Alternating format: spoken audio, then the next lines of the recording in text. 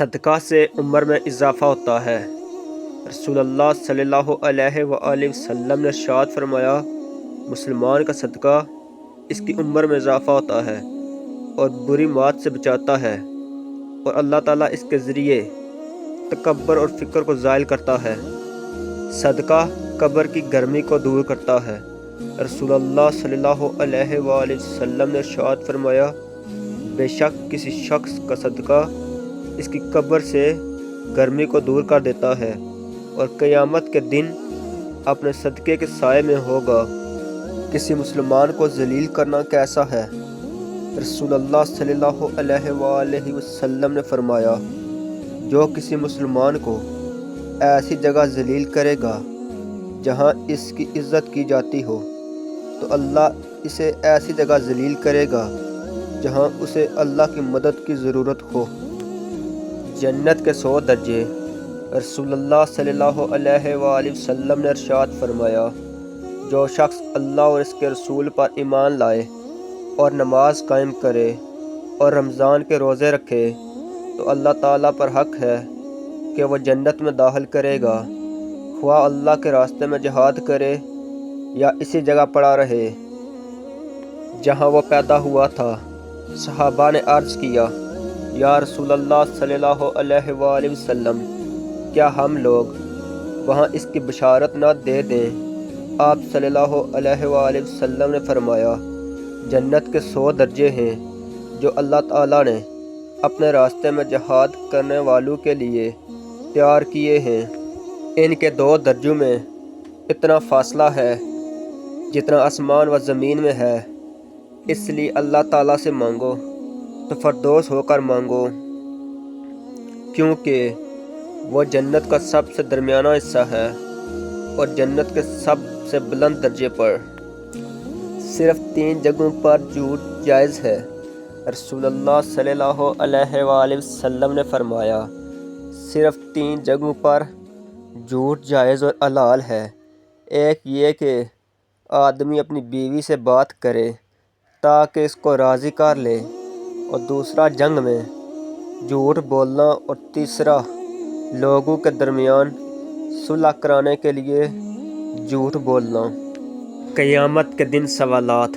رسول اللہ صلی اللہ علیہ وآلہ وسلم نے فرمایا، انسان کے قدم قیامت کے دن اللہ کے سامنے اس وقت تک نہیں ہٹیں گے جب تک اس سے 5 چیزوں کے بارے میں سوال نہ کر لیا جائے۔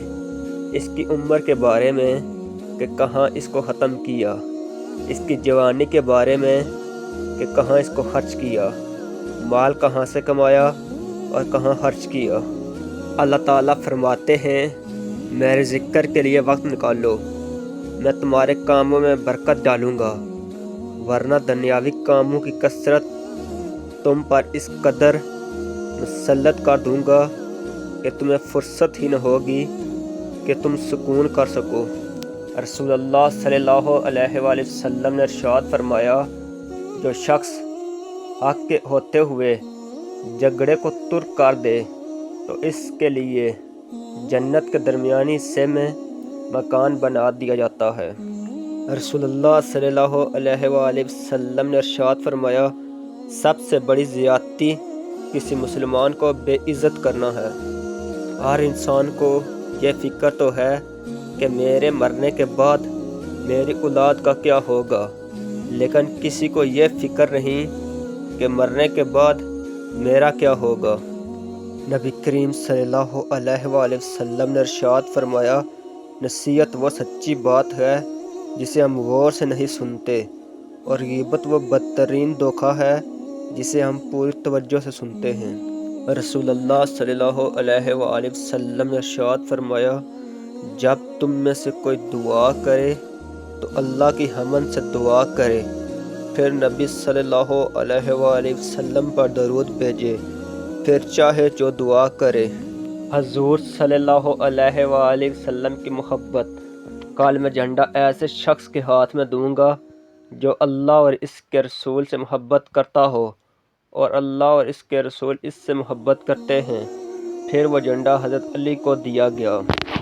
نبی کریم صلی اللہ علیہ وآلہ وسلم نے جب فرمایا کہ ہمیرا میرے لیے بھی کچھ پانی بچا، تو سید عائشہ صدیقہ نے کچھ پانی پیا اور کچھ پانی بچا دیا۔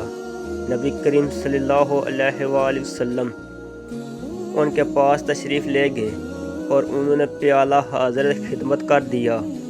حدیث پاک میں آیا ہے کہ جب نبی کریم صلی اللہ علیہ وآلہ وسلم نے وہ پیالہ ہاتھ میں لیا، آپ صلی اللہ علیہ وآلہ وسلم پانی پینے لگے تو آپ رک گئے اور سیدہ عائشہ صدیقہ سے پوچھا، ہمیرا تو نے کہاں سے لب لگا کر پانی پیا تھا؟ انہوں نے نشاندہی کی کہ میں نے یہاں سے پانی پیا تھا۔ حدیث پاک میں آیا ہے کہ نبی کریم صلی اللہ علیہ وآلہ وسلم نے پیالے کا رخ پھیر لیا اور اپنے مبارک لب اسی جگہ پر لگا کر پانی نوش فرمایا تھا۔ خاوند اگر اپنی بیوی کو ایسی محبت دے گا تو وہ کیوں گھر آباد نہ کرے گی؟ اب سوچئے کہ رحمت للعالمین تو آپ صلی اللہ علیہ وآلہ وسلم کی ذات مبارک ہے، آپ سید الاولین والآخرین ہیں۔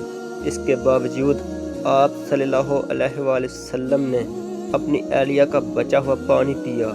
ہانا تو یہ چاہیے تھا کہ آپ صلی اللہ علیہ وآلہ وسلم کا پانی وہ پیتی، مگر وہ سب کچھ محبت کی وجہ سے تھا۔ 3 طرح کے لوگ وہ ہیں جن کی طرف قیامت کے دن اللہ تعالیٰ کی نظر بھی نہیں اٹھے گی اور نہ ہی انہیں پاک کرے گا، بلکہ ان کے لیے دردناک عذاب ہوگا۔ ایک وہ شخص جس کے پاس راستے میں ضرورت سے زیادہ پانی ہو اور اس نے کسی مسافر کو اس کے استعمال سے روک دیا۔ دوسرا وہ شخص جو کسی حاکم سے بیعت صرف دنیا کے لیے کرے گا، اگر وہ حاکم اسے کچھ دے تو وہ راضی رہے، اگر نہ دے تو خفا ہو جائے۔